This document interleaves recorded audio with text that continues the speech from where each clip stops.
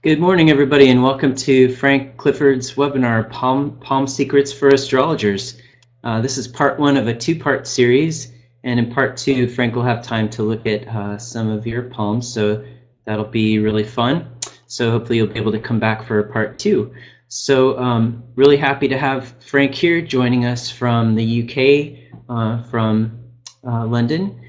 And Frank will be presenting for a while. Frank usually does kind of more interactive webinars with us than what we usually do, so you'll have time to interject and ask questions during the webinar, and Frank will kind of let us know when he's ready for questions intermittently.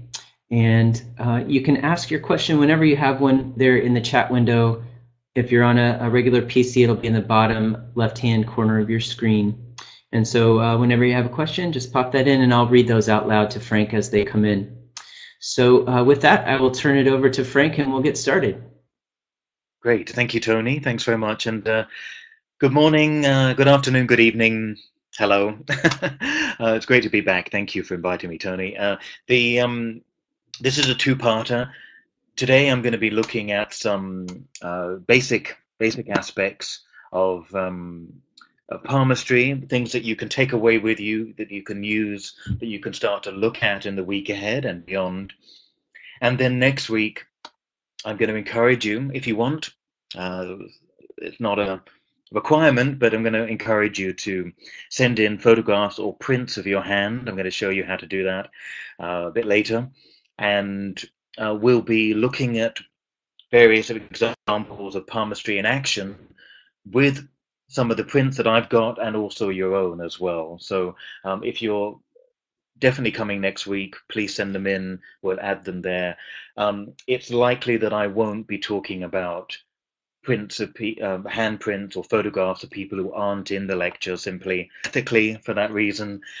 So if you're able to come, or if you know people are joining, encourage them to send their stuff in and they can be part of it and have their hands looked at in specific ways sometimes and in general ways as well. I'm very aware that palmistry is a subject that a lot of people have fear around sometimes. People can get freaked out by old palmistry books. I always say to people, don't read old palmistry books. There'll be things like the Hangman's Cross and the Murderer's Thumb and all sorts of other things that you'll read, and it's enough to scare the color out of your hair, really. So the important thing is to realize that the lines on the hand change and develop. No one marking means absolutely something is definitely going to happen. And I always think that destiny is negotiable, the future is negotiable in many ways, and we'll be looking at that in a bit. I've got here as well my email, which is for some reason the send. Oh, I disappeared for a second. This is the email to send info@flareuk.com. Here, this one here. This is the email to send your photographs of your hands to, or your prints, etc. Or if you've got any major questions, I may not be able to solve your your life quest or questions in the coming week, but certainly feel welcome to email if you have any questions about what we've covered today, and send me the prints or the photographs to save Tony the hassle of gathering them all, etc. Okay, and also as Tony said, please feel welcome to add comments or questions in the chat box, and we'll get to them when we can. As I said, I like to, as Tony said, I like to be quite interactive during the session.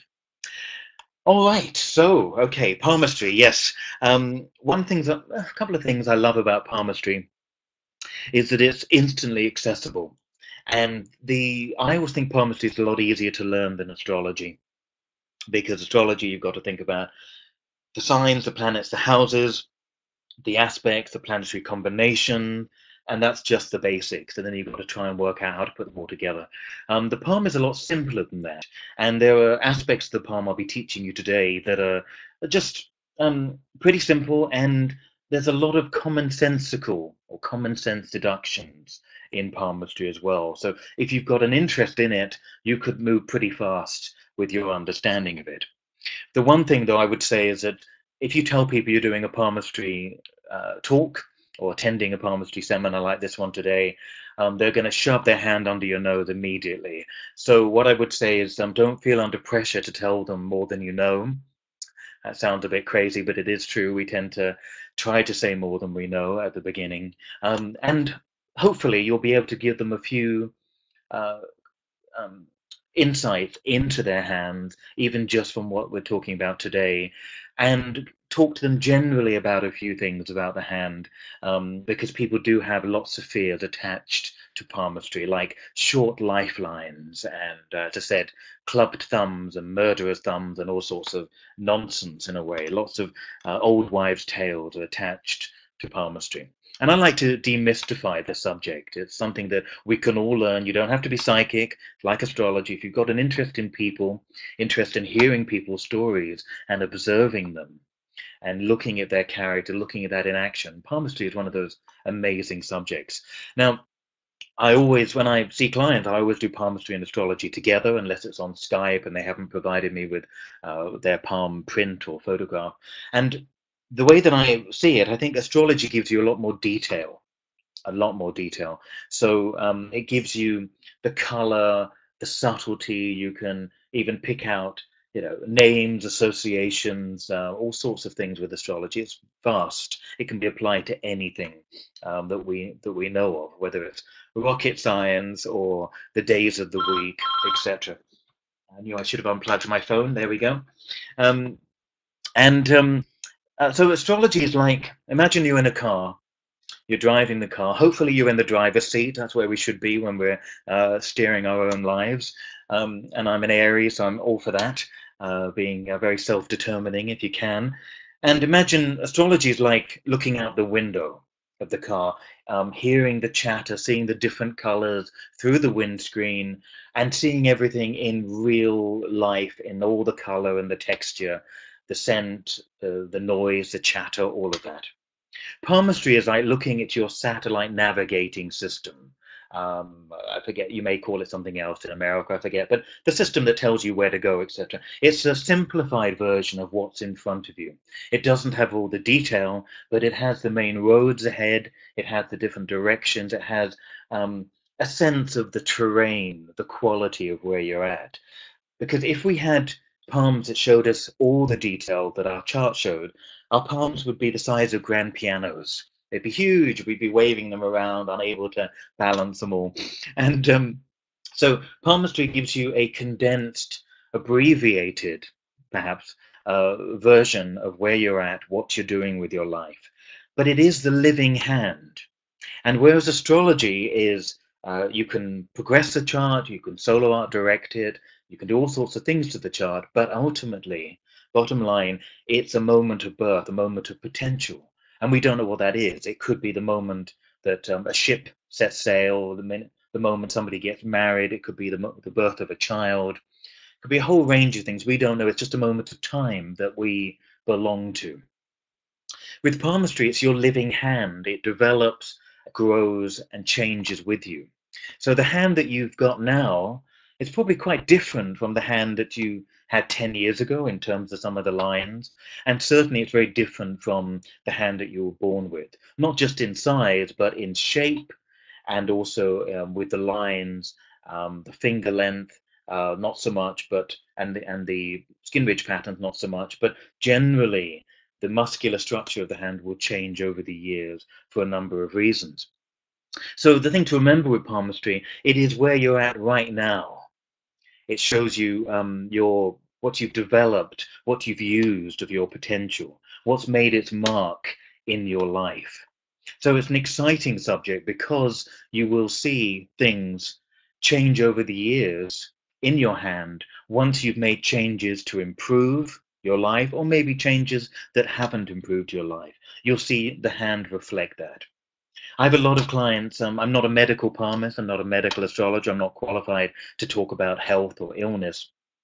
But over the years, I've had a number of people with some major illnesses, and I had for a while a number of clients through a designer friend of mine, and they were quite sexually adventurous, shall we say. I was learning all sorts of things about things I'd never heard of when I was in my 20s. And some of them asked me, if can I play around and not catch anything? What does my palm say about it? And one of the things I remember realizing through studying palmistry is that you do something to your body, you let an illness in or a disease in, or something develops, it will only show on the hand once it's in the system. There may be a natural propensity for something, but it may not grow, it may not develop. Your lifestyle might cut that out. I've seen people change their diet and the lines on the hand change to reflect that, etc. So you do have a hand in it, excuse me, excuse the pun, but you can shape your own life. Just the fact that you've got maybe quite a clear pathway in the next few years doesn't mean it's absolutely safe to do some really crazy, reckless things with your health either. And that's what I was being asked by some of my clients. Basically, if I sleep around, will I catch anything? And my answer was, the hand will show it when you catch it. So it's not predetermined. That's something I really want to get across today. The hand reflects who you are today. It's the build-up of all the decisions, the actions and the reactions that you've made over the years. And that's really important thing to remember. I think of the hand as your personal biography or autobiography, and I believe that not all the chapters have been written.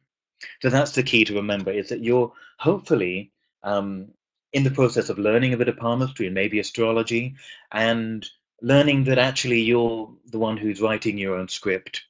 You're writing your autobiography. You're not just playing out something that has been preordained or pre-written. In my view, you may have different views on that, but that's my experience of it. So the hands, the lines on the hand show really the roots, and where the lines go tell you where you go in that area of your life. It's like an aerial view of your life path. And palmistry is about zooming into that, looking at the path ahead, changing it if you don't like what you've already set up for yourself, and making decisions that really reflect who you are, rather than feel it's a fait accompli, or there's nothing, or too fatalistic about things. Let's take a look at a few points of the hand in a moment. One thing I really want to get across is that lines are energy. You put more energy into a particular part of your life. For example, the lifeline, which we'll look at later in next week, is about the physical vitality. It's the line that runs around the ball of the thumb, the famous lifeline. And it's not about, the length of the line is not the length of the years of your life. It speaks of something different, which I'll talk about particularly next week. But the lifeline itself will reflect the physical vigor and energy that we have. So if we get into a situation where we work on our bodies, we get better diets, we look after ourselves, the lifeline will reflect those changes. It's the same with the headline, the heart line. In different parts of the body and the health are reflected by the different lines. Okay. All right, so let's move on. So remember, it's the living hand, and we're always going to be looking at the whole hand. We're going to be looking at the left and the right. I'll be explaining the differences between those two. But I'm going to do a couple of questions for you now, which are to show you how commonsensical the palm can be. So I'm going to ask you a question. You're going to all type the answers, and if you wish to be part of it. Okay, have a look at two palms, palm A and palm B. And I use these examples a lot because they're very different, incredibly different. One's very narrow, got lots of lines on it, that's palm A. And palm B is square and shorter and just got a few lines on it. So my question with that is, what's your first impression of both of those hands? And if you feel welcome, feel welcome to type in, just say, A feels this or B feels this, and we'll have a read of some of your comments. But intuitively, what does it say to you? What do those hands say to you? You don't need to know anything about palmistry yet to get a feeling about that. Okay, so we've got Marlena or Marlene, I'm not sure how to pronounce that. Palm A is artistic, palm B grounded. Okay, if you're an astrologer, you'll think of palm A as perhaps being quite watery, willowy, a long palm with lots and lots of delicate lines on it. It's a sort of what we call a water hand in palmistry. Palm B looks quite solid and it's square shaped. It, I would say, has an earthy feel about it. Okay. Debbie mentioned, okay, she's answering the second question on that, yes. Shannon mentions that Palm B looks more straightforward. Yes, yes, there's something clearer about Palm B, maybe less complicated, less complex. The lines have got a few lines on the hand, and there's an uncomplicated feel about it. Absolutely. Okay. You're all palmists already. That's fabulous. Okay. Palm A, Alex mentioned Palm A looks apprehensive. Palm B looks forceful. Okay. Maybe that's partly to do with the print. Sometimes I put too much ink on. Palm B looks quite strong in terms of it's had a lot more ink than Palm A. But I also get the feeling that it's Palm A has a delicate feeling about it with all the lines. Adelaide mentioned that hand A is a very nervous hand. Yes, there's a feeling of that, isn't there? There's a feeling of being wired, all those lines on palm A. So the question is, who do you think is more highly strung and nervous? It's not a trick question. What do you think about those palms out of those two? Who is more highly strung and nervous? Okay, some of you, yeah, 4 people are typing now. Okay, palm A, yes, absolutely. Thank you. Thank you for sharing that. Lindsley also says palm A looks like a model's hand. Yes, the one interesting thing about the hands is that when you do a print of them, they usually look like a version of your body. So palm A, you would expect the person to be quite narrow and tall and long. Palm B, you'd expect the person to be more maybe shapely. These are both women's hands, by the way. I'm not sure if I mentioned that. Palm B, shorter, maybe sturdier as a body. So you can, there are always exceptions to that rule. And that's even more interesting from a palmistry perspective of how the body doesn't reflect the palm. But generally, you would imagine palm A to be quite tall, thin, and narrow. Okay. Okay, so, okay, Patrice has asked about the handprint. We'll get to that. And Taryn has mentioned about the heart line. Yes, okay, we'll get to that as well. Thank you. Thank you. Yes, heart lines are linked to a strong feeling or spiritual nature. Okay, so let's take a look at some of these meanings here. Now, I'm looking at extreme versions here. Most of us have average aspects of the hand, maybe average number of lines. But when you're looking at extremes, this is where palmistry is interesting. Oops. So what I would say with that, it's like in astrology when you're looking at somebody who's got equal fire, earth, air, and water. You're not really going to say much about them except they've got a balance of elements. With palmistry, you're always going to ignore the average. So we're going to show you what the average is today, and then you ignore it. With the many lines on the palm, you're going to get somebody very, very sensitive. There's a lot of nervous energy. These people are clued in and tied in. It's like they're tied into every phone line in the district. They're plugged in to every wavelength. When you find somebody with loads and loads of lines on the palm, they're emotional sponges. They really absorb the information, the feelings of everything around them. And it's interesting because babies are born with square palms. Pretty much 99% of babies are born with little square palms, and then they grow and develop into thinner or wider shapes as they grow up. And generally speaking as well, the left hand has more lines on it than the right hand. And women tend to have more lines on their palms than men, generally speaking. Okay, so these are sort of the averages. People with many lines on the palm, and you can see on this, there are many. We've got the major lines on the palm, which we'll be looking at later, but there's also a whole crisscross network of other lines. These people have got finely tuned antennae. They pick up nuance. They pick up negative or positive energies in the room, and they probably have had to for many, many years. They probably had to survive that way in their family. walking into a situation, realizing that their dad might be crazy, feeling angry, their mother might be emotionally wrought. They learn how to read atmospheres early. Very watery. The thing about palmistry, it works incredibly well with astrology, but it doesn't in the sense of the classification. So you might find a very watery hand like this on somebody who's got quite a lot of air in their chart, but they might have Neptune rising or a very strong moon.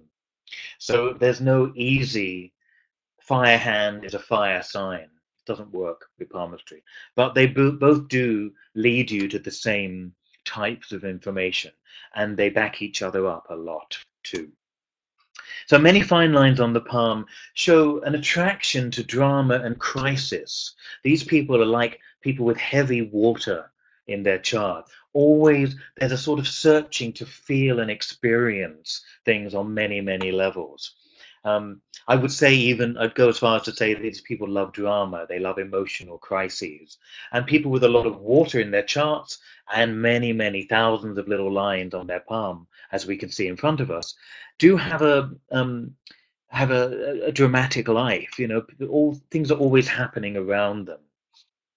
The husband's decided to have a sex change. The daughter's run off with the milkman. There's always something a little bit dramatic about their lives. Things are always happening around them. The other thing as well is that there's a vulnerability to negative people. Because this is a very, very sensitive hand, usually they're great listeners, interested in helping, connecting, being emotional midwives for people. And they get psychic vampires come at them quite a lot. People are drawn to sort of bleeding them dry. So when I see a lot of lines on somebody's hand, what I would say to them, and I'd recommend you think about saying this too, is it's very important for them to have time off, time out, away from that. If you're somebody seems to have a lot of lines on your hand and you're in good light and you can actually see many, many lines on your hand, you'll understand this too. So something about being able to switch off, disconnect the phone, and move away from people that are always needing you.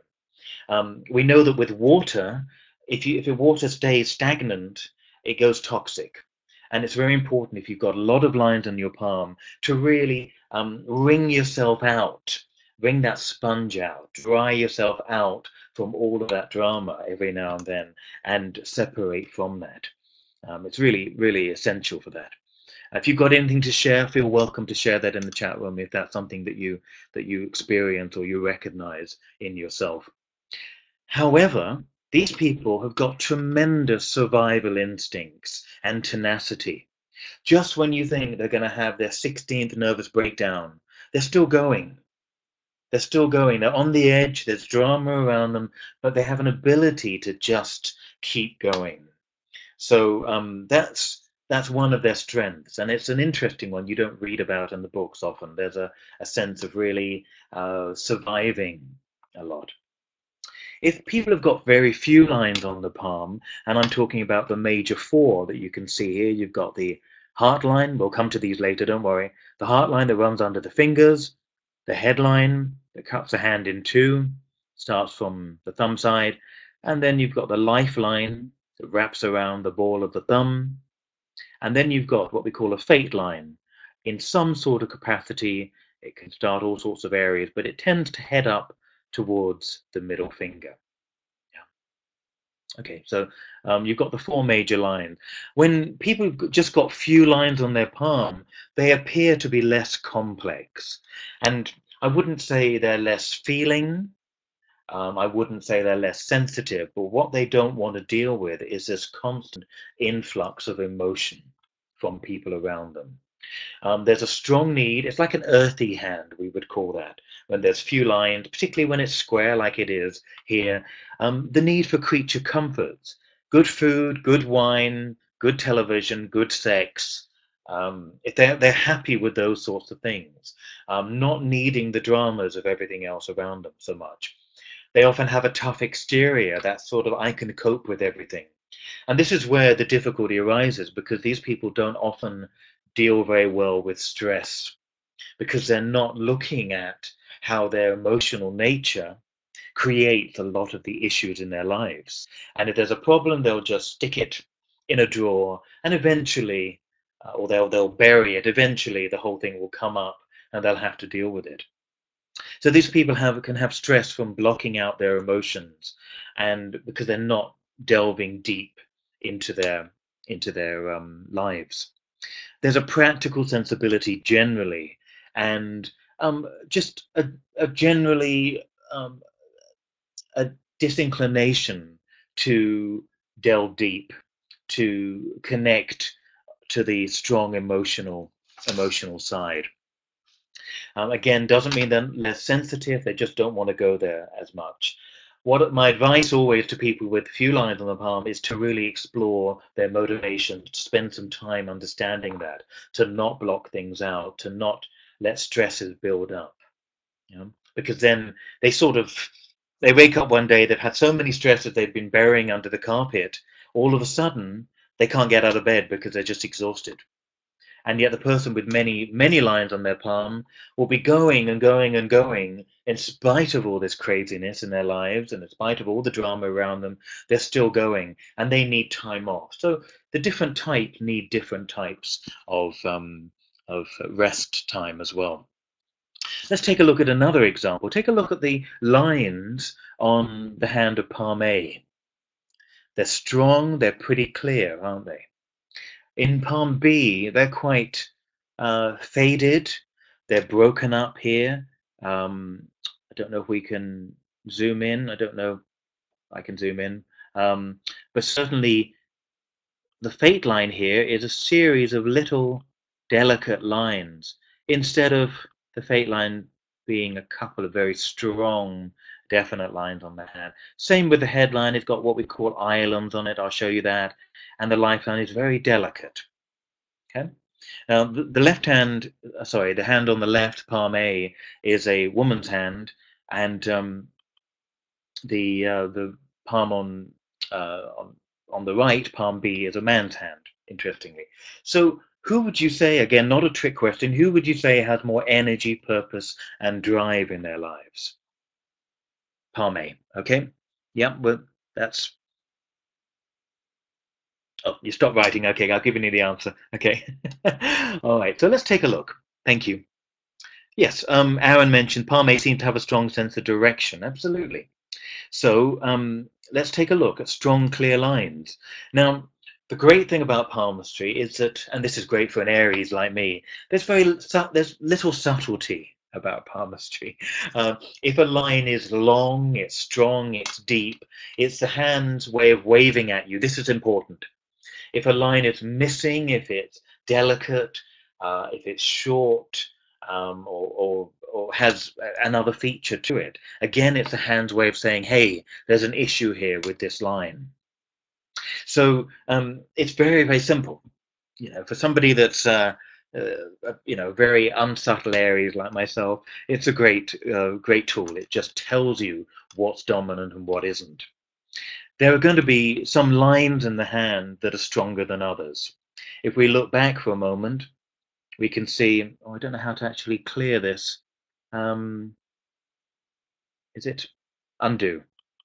Does that, oh, here we go. Oh, this is like being back at school. Here we go. On palm B's hand, actually, the heart line is one of the strongest lines, and the weak lines are the fate line here, all the different fate lines, and the lifeline. They're the weak, what we call the weakest link in that way. Some hands just have very strong bold lines, others have lots of bold lines and one weak line. And again, it's the hand's way of waving at you and saying, this needs attention, this needs energy. Remember, lines are energy, so it talks about where there may be a lack of energy or lack of incentive or lack of involvement in that area. But generally speaking, if your hand has strong, clear lines, there's a sense of energy, ambition, drive, doing your own thing, a sense of clarity, a sense of determination or direction, as Aaron said. Absolutely. So you get the sense that even if there's a multitude of lines, if they're strong, there's purpose, there's energy there, the person usually driven in some way. If, however, you find that the hand has a lots of weak, and weak is not a judgment. I mean weak as in delicate, feathery lines.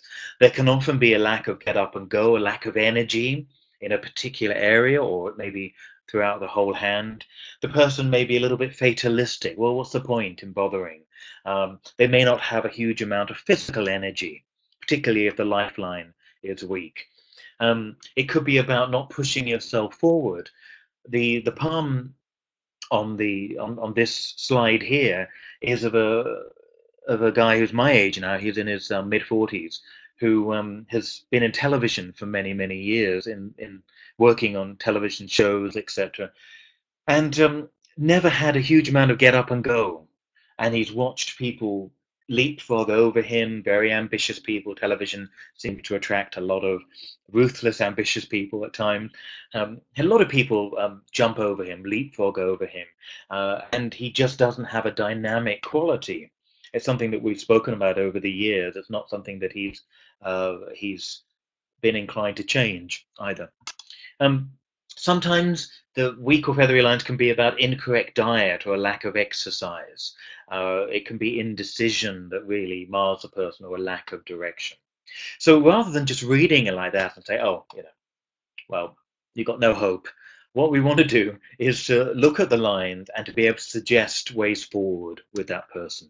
So somebody with maybe a lifeline that's quite delicate, as it is on this case here, we might want to just say it's about exercise, it's about getting their diet looked at, changing that, going to a naturopath, doing something different in order to address the lack of physical energy. For instance, it's amazing actually how many people with very delicate lifelines compared to the rest of the lines. We're always looking at relativity of lines as well. It's amazing how many people with delicate lifelines go into medical professions, because if you're ill, you've suffered with illness, that's often the way to go, is to help other people and work through their illnesses as well. Help them through that. Okay. If you've got any questions so far, let me know. There are lots of common sense deductions. The color of the hand obviously depends on your race, where you come from, etc. But a sort of pinkish quality to the hand often shows energy, warmth, enthusiasm, the sort of things that you would imagine. If the hand is very ruddy, it can show a great temper or a boiling point. If the hand is very pale, it can also speak about an emotional detachment, or a great sensitivity. We'll be looking at finger spacing later. It's always an interesting thing of looking at that. But also, just generally, take a look at this. Is a zooming in on the headline, and the headline is the line that cuts the hand in two. So what I'd like you to do, just very briefly, if you can, is to just spot the three major lines in your hand. Just take a look at your left hand and your right, and just try to find them. On the right, it will be a mirror reflection of what's going on the screen here. But just take a look and try to identify those three major lines. Some of you will have double lines, or something that's short. Some of you may have what we call a simian line, where the head and the heart are just one railway track. We'll be looking at that next week. There are different ways, but just I'd like you to identify that, so you can identify the three cornerstones of your hand. Okay, so if you have any issue with that, you can email me, or you send me the photograph or the print in the week ahead as well, in case you're, I don't have a heart line. Do I not have a heart? That's the sort of question I get quite a bit, and the answer is no. Yes, you still have a heart, but so don't worry too much if you have unusual lines. It always talks about an unusual aspect of who you are. We've got the headline here. Now here the headline is very straight, and here, in this example, the headline curves quite strongly. There's a bow to it. Now, sometimes the headline is actually horizontal. It's horizontal, but it's sort of vertical, but it's still very straight. So what do we imagine? If the headline talks of, the way that you process information, how you think, how you deduce, analyze things mentally, why it's known as a headline. What do you imagine somebody who's got a straight headline? Anybody want to say a few words about that? Or what do you imagine? If you have a straight headline, what type of mentality would you have? So Aaron's mentioned here, logical, more linear, absolutely. You think from A to Z, you think in a straight line. Practical mind, thank you, Adelaide, absolutely. So there's a whole sense of doing things step by step, practically. It's sort of often known as the accountant's headline in some way, where there's analysis in that way. Straight headline, logical, generally speaking. Remember, it's just looking at one line. Logical, level-headed. When I see a client who has a straight headline, I know they want me to prove myself to them, generally. There's a sense, okay, sometimes they won't tell me anything, and I'll encourage them to tell me things, but they'll settle in once they know they've got some proof that I know what I'm talking about. So there can be a logical, analytical mind, but the headline, when it's straight, is logical, practical, and Tarrant mentioned it, possibly rigid. Yes, yeah, there's inflexibility about something that's absolutely, absolutely straight. When it's curved, what do you imagine? Write a few things in there if you're happy to do so. When it's curved, it's bending, isn't it? It's going around a corner, perhaps. It's doing something a little bit maybe more adventurous.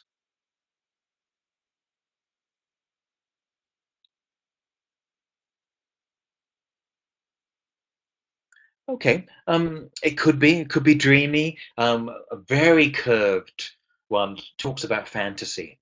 This one's quite curved, but you get ones that really plunge down into the hand. A curved headline is somebody that can truly see a different way of doing things. They can think outside the box. They have more of a proactive way to reasoning. They'll take more risks. They'll do something that's they'll think outside the box often. It's lateral thinking, imaginative. Yes. Um, and let's have a look if there's anything else that you've said.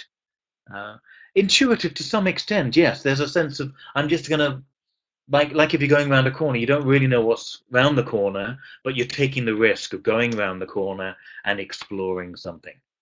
So palmistry is full of a lot of commonsensical uh, deductions. If it's straight, it's quite rigid, level-headed, practical, straight by the book. If it's curved, it's more adventurous, creative, different, thinking around a subject rather than in a straight line. And that's the same with the heart line and sometimes other lines too on the hand. Um, and so, as I say, palmistry is full of these sorts of associations, easy to remember in that way. Straight can be logical, clear, deducing, knowing where you're going from A to Z and knowing how to plot it. These people are very good at assessing what's coming up. The curved is more adventurous, more creative in that intuitive, different sort of way. Okay, Debbie mentions that on her right hand it's straight, her left hand is curved. Remind me of that in a moment when we get to the left and the right hands, Debbie, because that's going to be an important thing to remember. Now, a little bit earlier, Aaron said, is it always the big three are more pronounced than the fate line? Pretty much, pretty much. The big three are usually stronger than the fate line, not always. Um, in many old palmistry books, they'll talk about three major lines, and they're the three. I've always included the fate line as the fourth. It can be stronger than one of the lines, certainly, but it's usually the one that's more unpredictable, and more um, it's got more coloring, really. Let's take a look at that one. So the fate line here starts here, restarts here, restarts here. All different avenues of where the person's life is going. The fate line is a fascinating line. We'll look at that a little bit today and next week. All right, so let's come back. So, as I said, you could do a lot of reasoning by just looking at where the line's going. If the line heads up to a particular point in the hand, it's basically pointing to that area. And if you learn what that area means, or that finger is in the hand, you'll understand what that line is pointing to. So it's interesting. A lot of people who are heavily business minded, let me see if I can find, have going to, can I unlock that? There we go. Sometimes, so you see, this is quite a straight headline, but sometimes people who are very money minded have a headline that curves up like that, or heads up, or at least points in the direction of the little finger. And the little finger is to do with money. There we go. That was quite good. Okay, managed to do that right. Little finger's about lots of things, but it is about money. So when the headline goes there, it means that the thoughts are aiming towards money, trying to improve your situation. Doesn't mean you'll make a fortune. It just means that's where the mental energy is going. It's going up there towards that finger. So palmistry is about doing algebra in some ways. It's just a lot easier than algebra. All right. And then, as I said already, think of lines as energy. A line that forks. Here we go. We've got a fork. A line's coming up here, and then it forks. Yeah, that's very interesting. It means there's a split. There's a divide in the road. The person goes in two different directions in their life. Sometimes this is another headline here, a very straight headline, although it's diagonal, very straight. There's no bow on it to make it curved. Straight down here, and then there's an island, like an I shape formation. Now, some of you may have that, really, and then there's a fork. Oops, there we go, a fork at the end of the line. So, an island on the hand. Imagine, I always think of on the headline itself. The headline is about your mentality, how you think, how you reason. If you've got an island there can be a period in your life when there's been stress or susceptibility to stress, and the island is found on very intelligent people that should not work under very stressful deadlines, because there's often a point where they just can't take it anymore, and they need time out or time off. So the island often, I would say, feels like being on a desert island, feeling like you're surrounded. The line, it's almost like you're in the middle there and you feel very alone. There's also a thing I call the twofold meaning of the marking. So we could look at somebody's headline and say, there's an island on your headline. It means you're very, very sensitive to stress. You need to avoid that in your life. Be very careful with that. Don't put yourself under unnecessary stress or deadlines. Or that's one way of looking at it. The other way is to realize that when you do timing in palmistry, which I won't be doing with you, you can actually time the years that is at its most stressful, at its most difficult. So there's twofold meaning. The presence of a marking means something, and then you can time when there's actually a fork or an island using a timing gauge on the hand. There's a lot to palmistry. Timing the hand obviously is the most interesting bit. It takes a lot of study, a lot of work to do that. I've got timing techniques that I show people, I've got in my books, etc. But it takes a lot of time, and you've got to be prepared for take some time to learn that out. Excuse me. Okay. Now, some of the questions that you may have: do lines change? Is everything already written in the palm? Can anybody learn, etc.? Well, the first thing is, do lines change? As I mentioned earlier, they absolutely do. When you change, things change around you. Now, this gives you an example of a lifeline.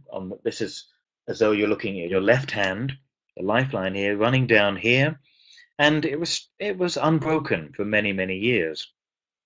And then the person got into a relationship that was a bit unstable, difficult, challenging, and eventually broke up and had to relocate and move out of the house and change their lifestyle very dramatically.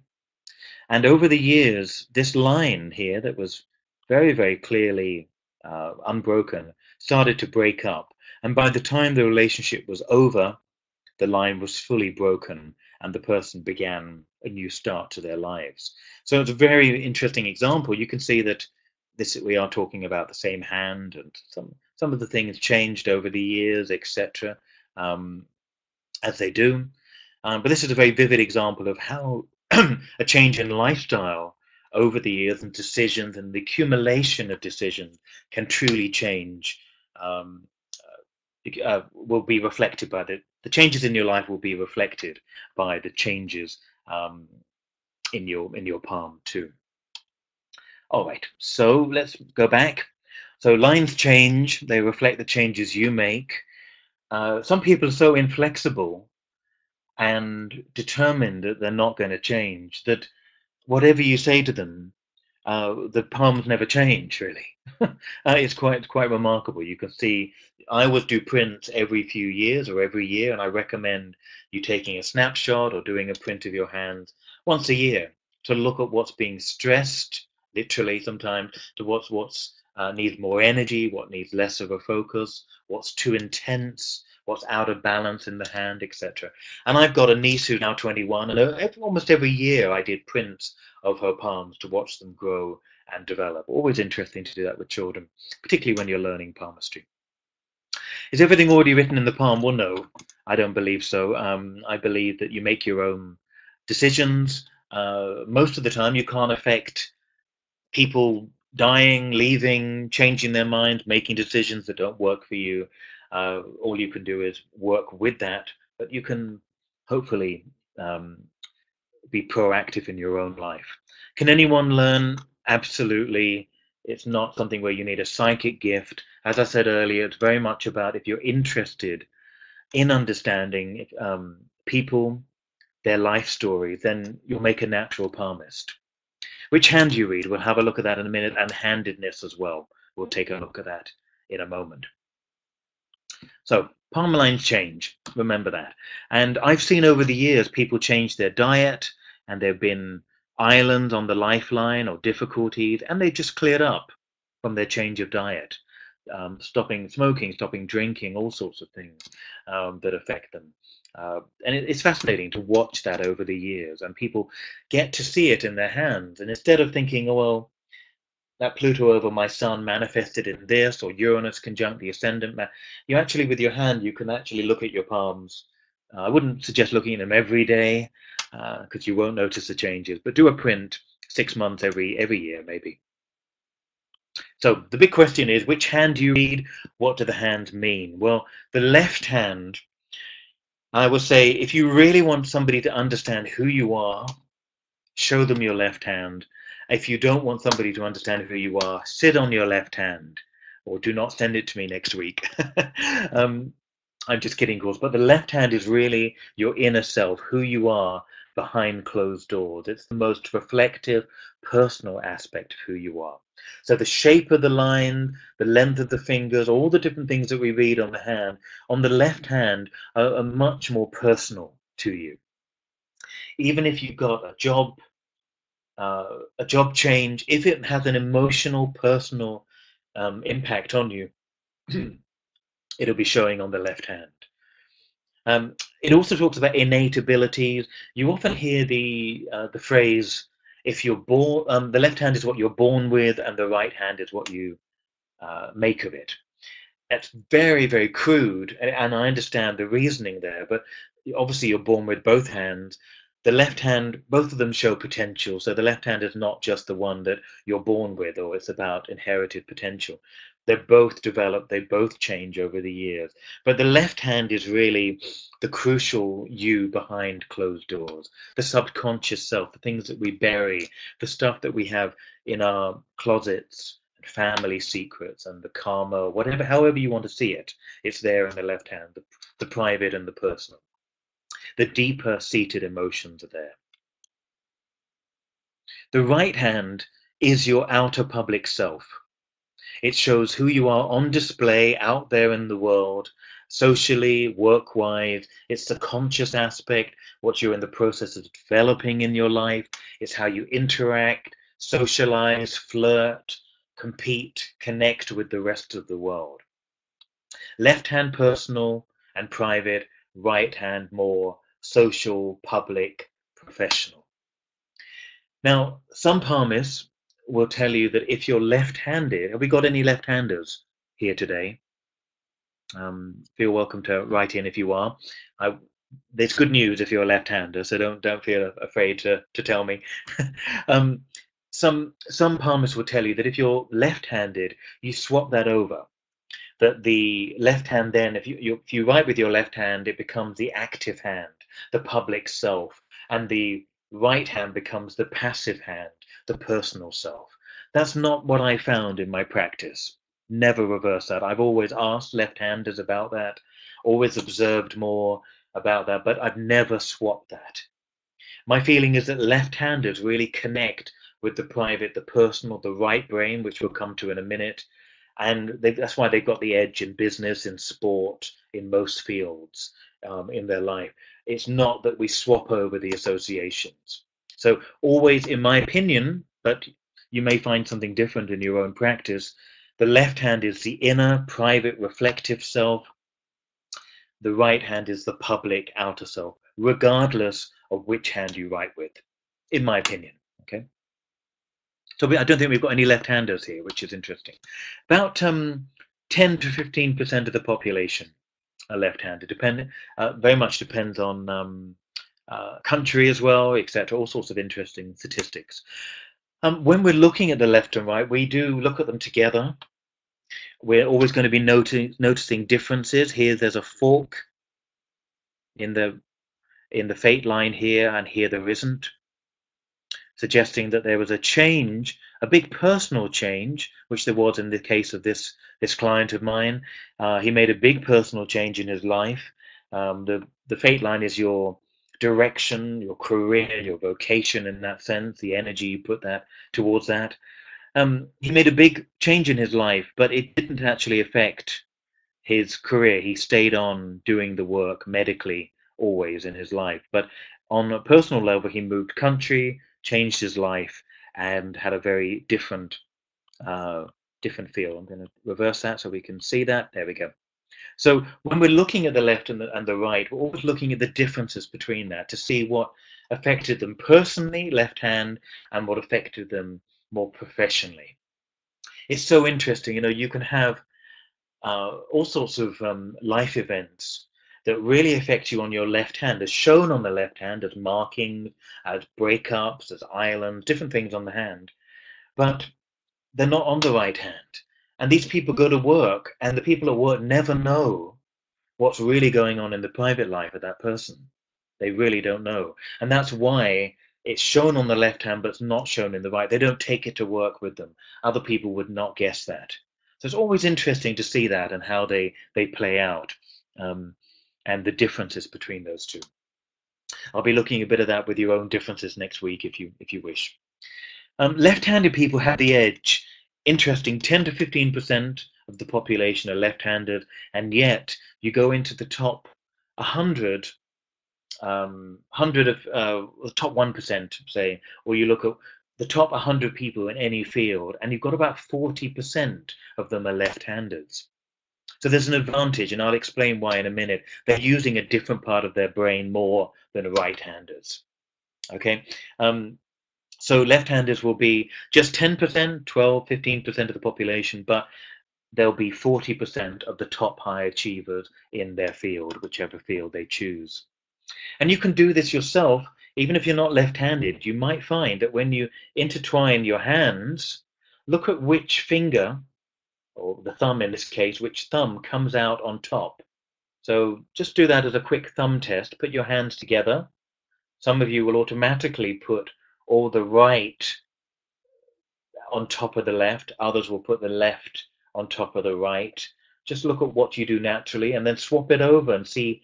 For most of you, it will feel very uncomfortable to swap that over. Okay? This is a quick thumb test to determine which part of the brain you tend to use more. The left hand is linked. The left hand, I know it's probably the camera's reflecting it on the right, but this is my left hand. The left hand here is linked to intuition, emotion. It's part of the right hemisphere of the brain, largely controlled by the right hemisphere. All about metaphor, feeling, spatial awareness.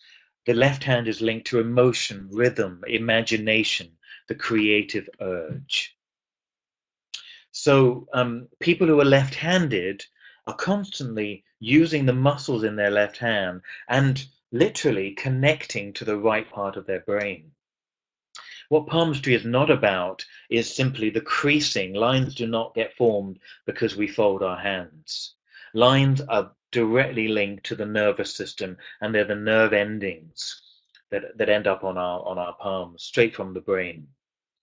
I'll talk a bit about that either later or next week. So the left-handers are using that and connected. And if you've got your thumb and all your fingers on top of the right hand, so the left hand is on top of the right hand when you intertwine the fingers, you're doing more of that than the average right-handed person, if that's what you are. If, however, the right hand went on top, you're using the left part of the brain more. The right hand is linked to language, materialism, doing things by the book, being logical and rational. The left hand is like the moon, the right hand is more like Mercury, in my opinion. The right hand is largely controlled by the left hemisphere of the brain, which is about the organization of data, speech, writing, processing information. So when you did your little thumb test just now, if you've got left hand on top of the right, then you're more interested in just going with your gut, doing something more creative. If your right hand is on top of the left, then you do things by the book. You tend to take more of a leadership, practical role in the world around you. Generally speaking, of course, the lines on the palm, the length of the fingers, everything else will have a lot to say about this. But I'm trying to give you a few tips that you can use with your clients, with people, and obviously with yourself too. So with palmistry, we're always looking at what stands out. We'll be doing this next week in particular. Anything that's unusual, long, overly short, particularly, if it's missing, if it's very strong, very weak, etc. These are the things that we're always going to be looking at. If you've got any questions, feel welcome to type them in now before we move on. Hey, Frank, I was just going to interject one that we missed earlier, which was, I'll just wait till you... Oh, I'm back again. There we go. Yeah. That's because I jumped on. The internet connection resets to adjust to the two streams. But are the big three lines always more pronounced than the fate line? Oh, I answered that one. Yeah. Oh, you did? I'm sorry. Okay. It's all right. It's all right. No, I came back to that one. I think hopefully Aaron will tell me if I didn't, but pretty much I did go back and answer that. Okay. Sorry about that. That's okay. If you've got any more questions, just write them down or type them in. One of the things I want to say about the lines, I said they're not about the creasing, the folding of the hands.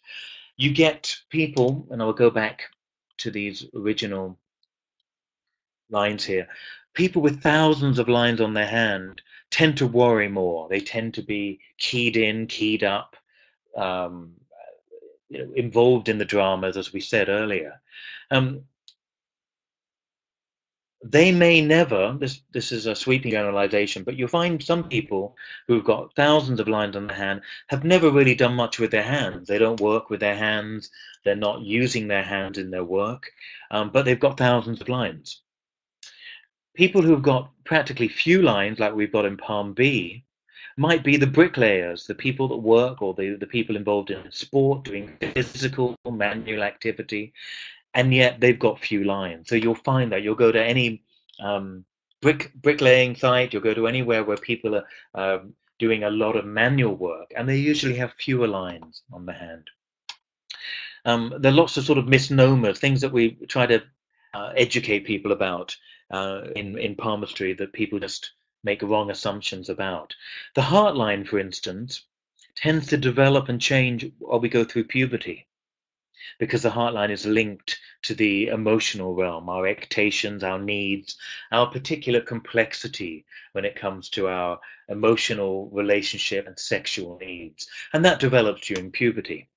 One of the most fascinating things that you see is that when people lose their mental faculties, when they start to fade through maybe a sudden shock or illness or age, and people start to get slower, as I feel like I'm doing right now. Um, when the mental faculties fade, the lines on palm fade, and you do a print and you can barely see them. They will become very, very light, feathery, dusty type of lines.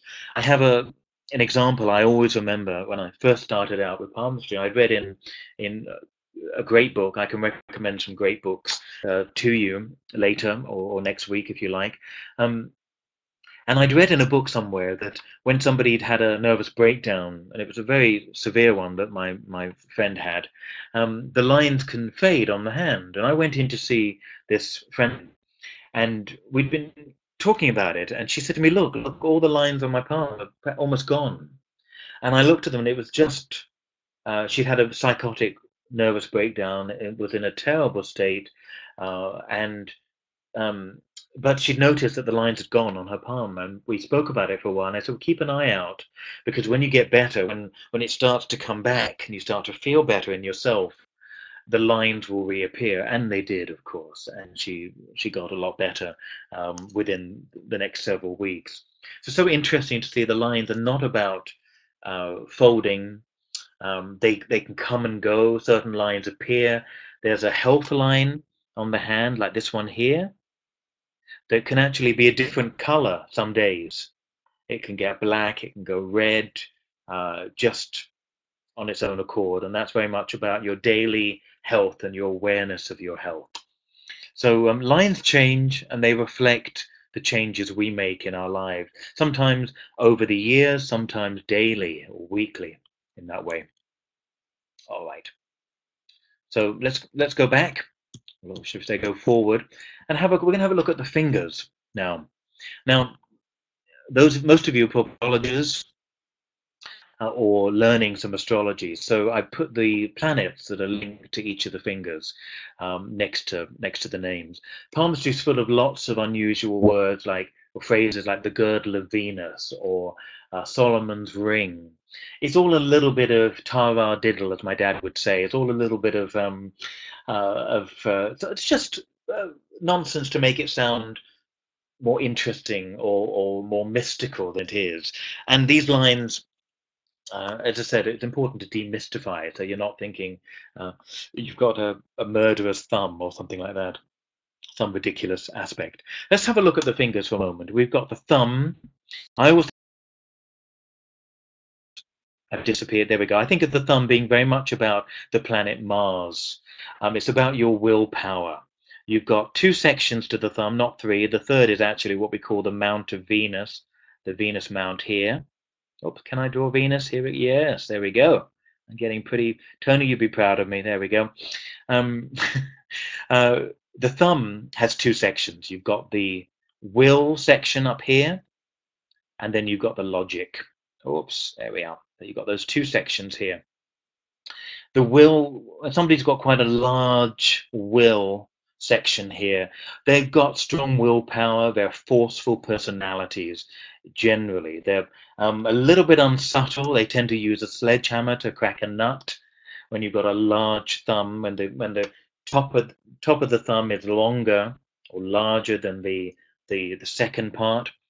But together, the thumb is very much about how you master your environment. It shows the true nature of your character. So people who've got large thumbs that look quite large with the rest of the fingers are people that like to dominate their surroundings, quite bossy, forceful characters. We'll take a look at what large thumbs mean next week when we see them in your own prints. But it's interesting because the thumb is about getting things done. If the thumb is small, or the tip of the thumb is small in particular, these are people that maybe find it very difficult to give up smoking, to give up a particular addiction they have. They tend to be followers rather than leaders, etc., and tend to have more dominant, bossy people in their environment. Most of us have average-sized thumbs. I will address the size of them next week when we start to look at some of your prints, etc. So the thumb is the most important digit, because if we didn't have the thumb, we'd be sort of like just clapping seals, wouldn't we? We'd just have an inability to manipulate our environment. The index finger is linked to Jupiter, and the longer the finger is compared to the ring finger, we always measure these two because the middle finger is 99.9% the usually the longest finger at all. So we look at the left and the right, and we look at see whether the index finger is longer or the ring finger is longer. They're the two things to look at. We'll be looking at that next week with your examples. If the index finger is longer, there tends to be a lot more pride, confidence, esteem. You're not going to sell out. You're not going to trade in who you are for some, for bucks, or to sell out because somebody wants you to be something else. It's important to have integrity. It's a very marked trait of a long index finger person. Somebody that life is about understanding who they are. There's a quest for self-understanding. It's a bit like Jupiter in that sense. But they're also very bossy people with long index fingers. We use that finger to tell people what to do, don't we? So the index finger is the one where, my will be done. So the index finger is about our identity and who we are, how we see ourselves. The longer it is, the more forceful we want to be, and the more self-determining in our lives we want to be. It's also lots and lots of things. I'll mention some of those next week when we've got real life examples. We'll look at the middle finger in a minute, but the index finger is linked to Jupiter, and Jupiter is not the over-the-top buffoon that some astrologers might want you to think he is, and not this huge bowl. There's not this big giant who laughs all the time. Jupiter in palmistry, as I think in astrology as well, is about the man that wants to be the king of the gods and be absolutely in charge. Okay, the ring finger, which is also known as the Apollo or the sun finger, I also link to Venus. It's the creative finger. If that's very long, the person needs to do something strongly creative, design work, color, uh, fabric, computers, where they're putting something of themselves into their work in a different way. It's more about design. It's the sign of the gambler often. It's the person that's looking for applause, and they've got a charisma about them. They're very good on stage. Index finger people prefer to be in charge and to be the director. Long ring finger people prefer to be the star who's getting the applause and the accolades and the attention. Generally speaking, most actors you find, most politicians have long ring fingers. If you had a long index finger, you probably wouldn't survive long in politics, or if you were, because you have to do things that are in your heart, and you have to do things that are integral to your integrity. If you're an actor with a long index finger, you're in the minority, and you probably will end up being a bossy director instead of an actor, where you have more control. Index finger is about control. Ring finger is more about applause and money, and creativity. So these two are very, very important. Sometimes you get index finger on the left hand that's longer, which means that the need to understand and to control your personal environment is stronger than perhaps it is in the professional right hand sense. Debbie mentioned earlier. Let me just go back to Debbie's comment. Now, what was that, Debbie? Oh, I can't find it. Something about the. Oh, okay. I'm missing all these comments here. Oh gosh, I'll need you to help me catch up in a second, Tony. I think Debbie's comment was, she's about to write it to me, was about having differences between the left and the right, and you'll find that uh, the left, if it's different on the left, it would be very much about your personal life, how you interact with loved ones, who you are behind closed doors. On the right, it's going to be a character trait that is shown strongly in your professional life. So you may have a very bossy streak on your left hand with a long index finger, uh, but it's not so much, it's shorter, and you maybe lack a little bit of confidence if it's short on the right hand, and you need to do something creative in your life in a way. Yes, Debbie, thank you. Yeah, sometimes you get a headline that is straight on the left, curved on the right, curved on the left, straight on the right. Again, shows how you approach things on a personal level.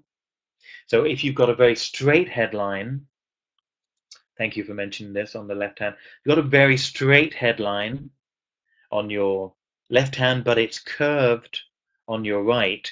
In matters of love, on personal aspects, you're going to be a lot more practical, a lot more needing evidence before you step. If it's very curved on the right hand, professionally, you can take a lot more chances, be a lot more creative. If it's the other way around, and you've got a curved line on the left, curved headline, and a straight one on the right, then on a personal level, you're really able to solve problems by thinking outside the box personally, at home, with partners, with family. You go to work and probably very level-headed about making money, not taking too many risks, not doing anything professionally that's too risky. I meant to go back to that earlier, so thank you for reminding me on that. So always when you're looking at the hand, always think, I've got a long index finger on the right, but it's short on the left. What could that mean? Where's the lack of confidence in the personal life? Short index finger on the left hand, for instance. We'll always be thinking about left personal and right professional. So Tony, what have I missed? Would you mind having a quick look and sorting me out? Sure. Sure. I'll just wait till your video pops back on. There you are. Okay, Patrice asked about if the length of lifeline is not all that long, but it's strong. Okay, all right. Okay, I'll answer that in a moment. Anything else? Okay, sure. Yep. So Tyrion has a longer question. I've read that the less dominant hand is what we're born with, and the dominant hand is what we do with that, how we actualize and grow in our lives. Do you see that as well? Or more inner outer as you described? I see it as a lot more inner outer. I did mention that phrase a little bit earlier, you may remember, where left hand or passive hand, what you're born with, right hand, what you do with it. No, I wouldn't say that. That's very simplified, because you're doing things with your personal life all the time, or your passive hand, your personal life. So it's both hands are about progress and development and achieving something on a personal level and professional level. So I wouldn't read them as that. You go to India, and some palmists, some traditional palmists, will only read your left hand if you're a woman, because they believe that the left hand is what you should be, and the right hand is the man that you marry. So quite interesting how those things develop over the years. I'm not sure whether palmists still think like that in India, but they would only read a woman's left hand, and then they would read a right hand to describe her husband's fate and his potential. So I guess if you don't have a husband in India, then you should probably cut off your right hand and forget about it. I don't know. It's quite bizarre. Anyway, we'll come back to the other question in a moment. Anything else, Tony? Yeah, our cultural bias is always get in the way, no matter where we're from. So Adelaide says, if someone has no headline and only a heartline. Okay, then you probably got what we call a simian line. Do show me before we talk about that. I'm going to be looking at that. Instead of the head and the heart, often there's this railway track line of one where it looks like the palm is just one crease across. It's called the simian line. We'll be looking at it next week. Usually talks about great intensity of purpose, but I want to make double sure that we're looking at the right one. So send in that print or the photo. Okay, and then Aaron had a comment. The index finger seems quite solar. Yes. No, only because in astrology, what we associate with the sun is actually Jupiter, in my opinion. The need for prominence, the need for influence is a Jupiterian need, in my opinion, in terms of astrology and in terms of palmistry. The sun is more about just shining, being there, receiving applause, making a creative statement. Jupiter is about ruling the roost. And if you know anybody with a strong Jupiter, you know they'll want to be recognized, strong, in control, and powerful. It's the Jupiter, the diva personality is very much the Jupiter personality, in my opinion. I think astrology has sort of mixed those up, in my opinion, and the strong solar chart is more about the creative rather than the controlling, which I think the Jupiter and the index finger are about. Great. Lindsay, a good practical question. Could you maybe explain to folks how to hold your hands to tell which finger is longer? Okay, well, just you can put them down. The thing is, I would not look at them. I'd look at them always palm up, not look at the back, because nails can be longer and distort that. You're really looking at your palm here, and just straighten the fingers and have a look. Often the index finger will be longer with women. The ring finger tends to be longer with men, just slightly, but just straighten them up like that and have a look. Sometimes they can be higher and lower set, but generally speaking, it should be clear that they'll either be of the same height or one will be longer than the other. So it should be quite clear if you straighten the palm up and look at it there. And you should you keep your hands relaxed, or should you squeeze your fingers together? Just straighten them. That's the thing. Straighten them. We will be looking at how people hold their fingers a bit later or next week, depending on how much we get through. So yeah. Okay. Is there anything else that there was another question that I dismissed, and then Yeah, the first question was about the length of life, not all that long, but strong. Okay. Sometimes I'm going to have to move. I've really defaced this, haven't I? Strongly. Let's have a look. We'll have a look at this. Okay. Sometimes, take a look at this. Here's the lifeline. Sometimes the lifeline comes down here. It looks very short, but there's another line here that acts as a second lifeline, or there's an inner lifeline that takes over. So we always need to look at that first. It's rare to have a short lifeline on its own. So just like that. Just like that. Just rare to find one that's just down short. Usually it's somebody that doesn't have a huge amount of roots. They're not rooted in their community or family, or have a place they call home from the past. Sometimes they can give up too easily on a psychological level, not really feel rooted or ingrained or involved in situations as much as they perhaps should be, or give up too soon in a way. Lots of association with that. We'll be looking at the lifeline next week, definitely. But you might find that if you look, there are other lines that take over. So it may just be a line that comes to an end and a new line takes over. So double check that before. The great thing about next week, and I don't know whether most of you are booked onto it or not, but is that we will be able to answer and look at these things from your own palm photographs and palm prints. That's the key, to be able to say to you, no, don't worry about that. It's not a short lifeline. It's not this. It's not that. And I can show you what it is exactly. And if it is something that you're worried about, we'll be looking at it, and I'll tell you more about what it means and what it can mean, and maybe things that need work on, etc. Okay. And anything about the fingers change, like the palm. The fingerprint patterns, that's my next point. They're either loops, arches, or whorls. There can be other variants, but the three majors are loops. 65% of all fingertips are loops, 5% roughly are arches, and about 30% excuse me, are whorls. So most of us have loops. The loop comes in and then out again. You'll see that. Sometimes it can be a little bit shorter and lower, but generally there's a wave attached to that. The arch looks like a hill being built.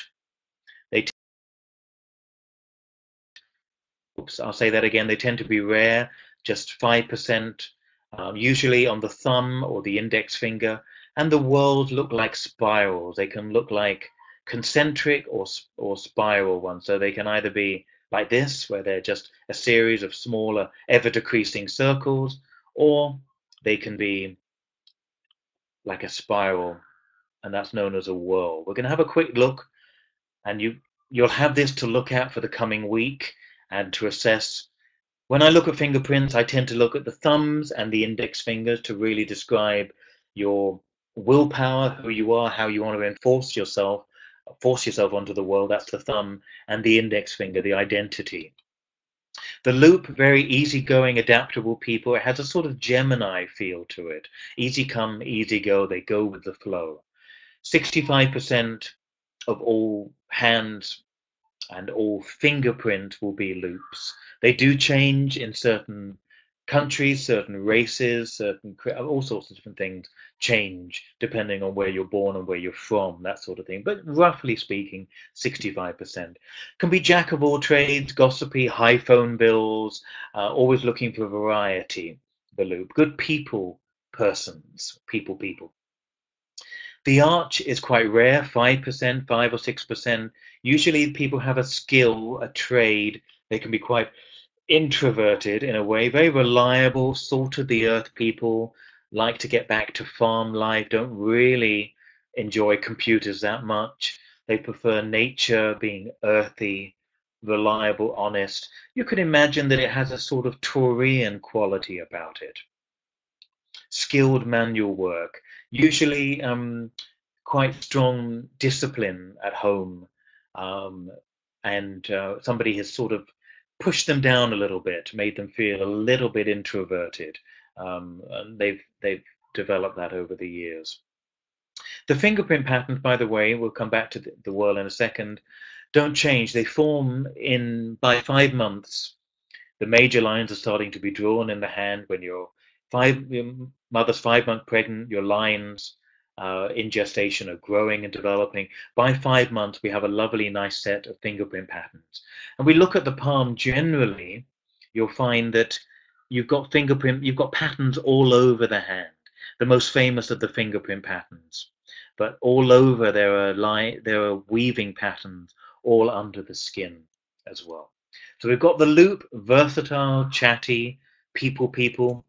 We've got the arch, quite introverted, practical, earthy, loving, nature-loving people. And then we have the whirl. About 30% of fingertips will have a whirl on them.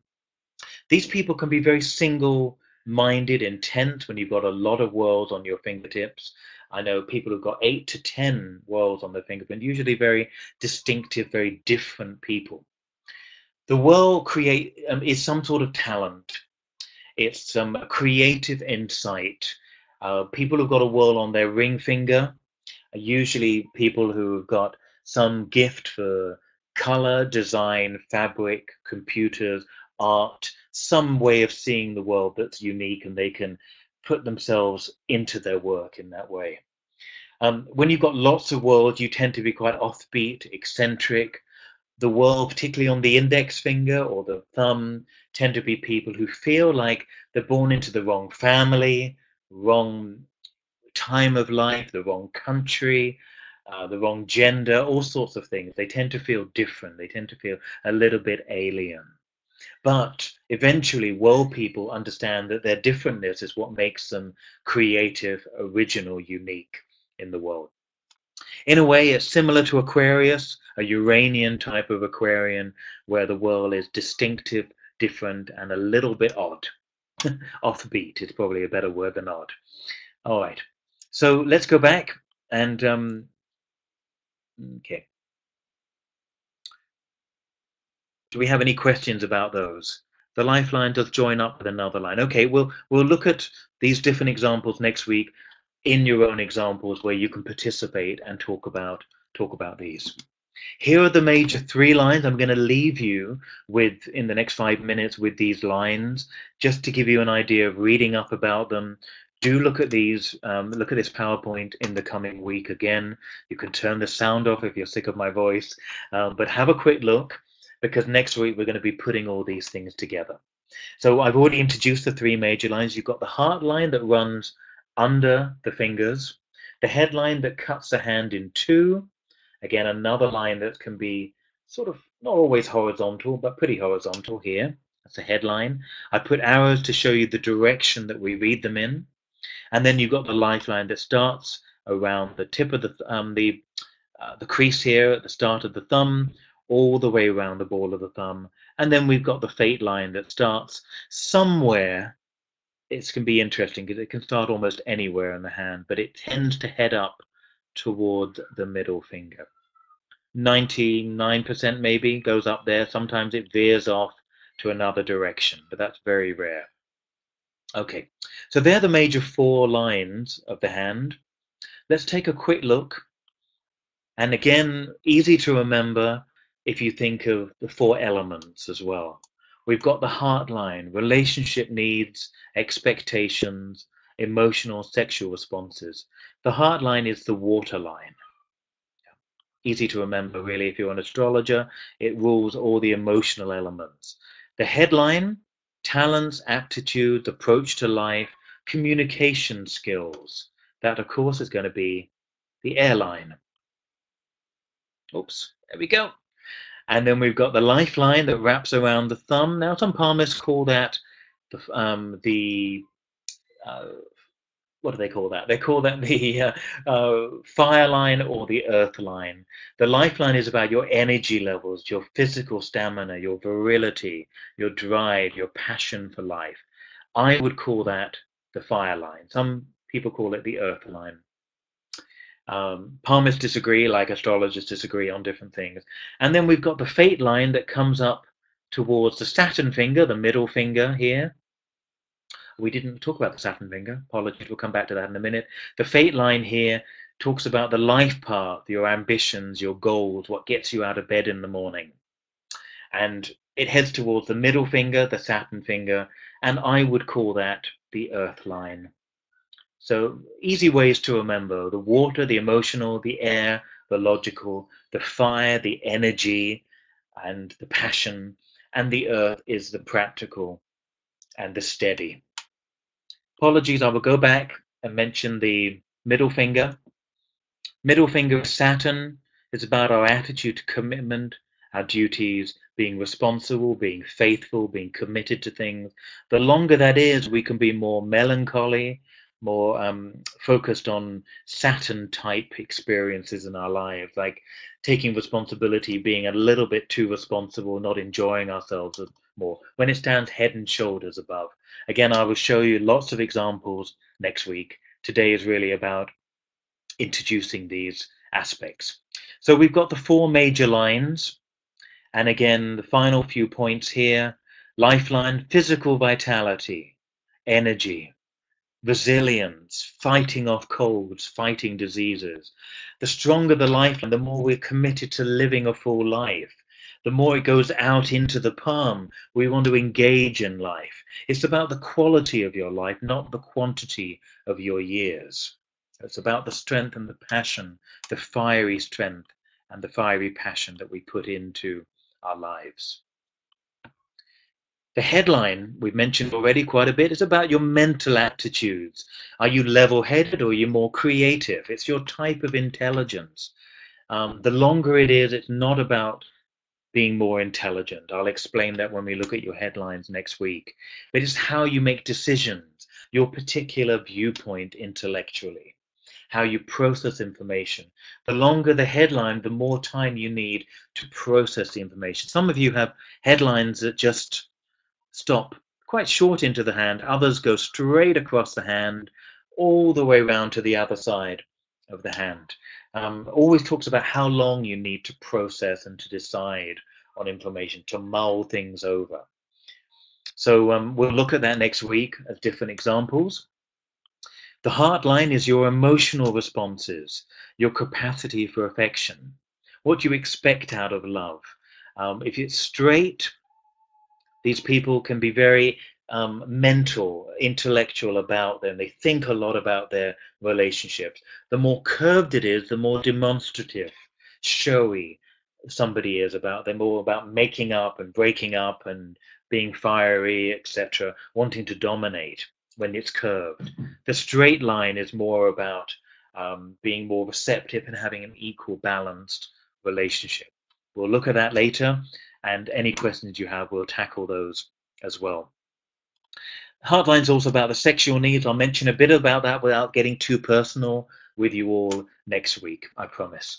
And then the fate line, our life path, our attitudes to goals. It's a Saturn line, often known as the Saturn line, or uh, the fate line, the money line, they call that in India. Family ties, responsibilities, etc. We'll look at lots of different examples of that next week. And it's about commitment and how well we know each other ourselves. If you've got an unbroken line that pretty much extends all the way up into the hand, we pretty much know who we are. We've got a sense of what we're here to do. There's a sense of, yeah, that's me. I'm just going to take a steady road through life. If it's broken up, it talks about the life being more interesting, more full of fluctuations and changes. I did a few years here, a few years there. I'm in the process of discovering who I am. That's what happens when you've got a fate line that's broken up, or maybe it starts late and you sort of discover what you need to do in your life later in your life. All sorts of fascinating things I'm going to teach you next week.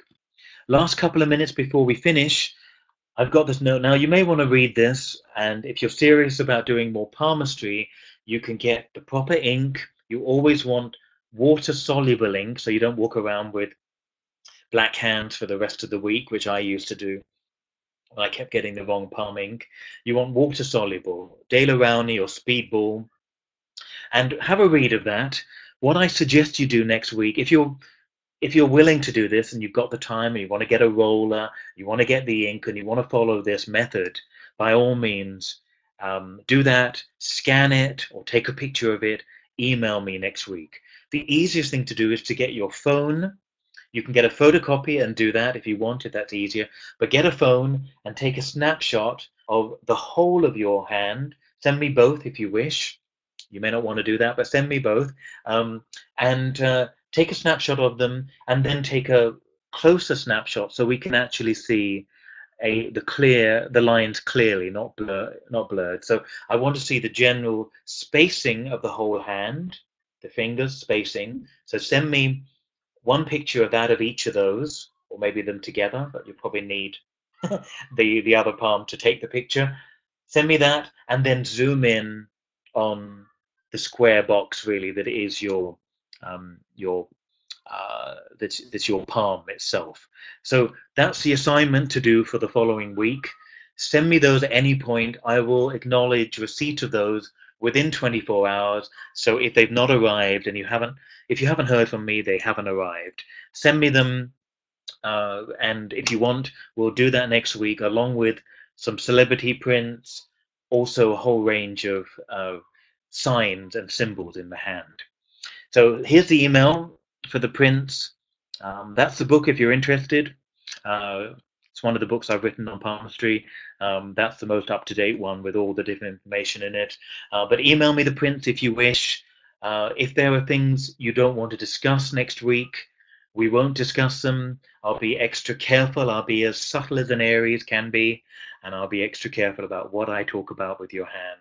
I certainly won't be talking about big events or forecasting things. So feel welcome to talk or to submit your palms, and we'll do some work with the whole group of showing some basic character markings and character reading from the hand.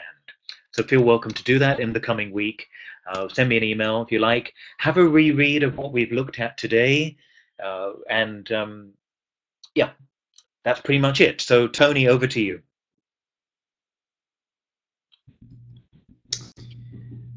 Great, thanks. Still live time.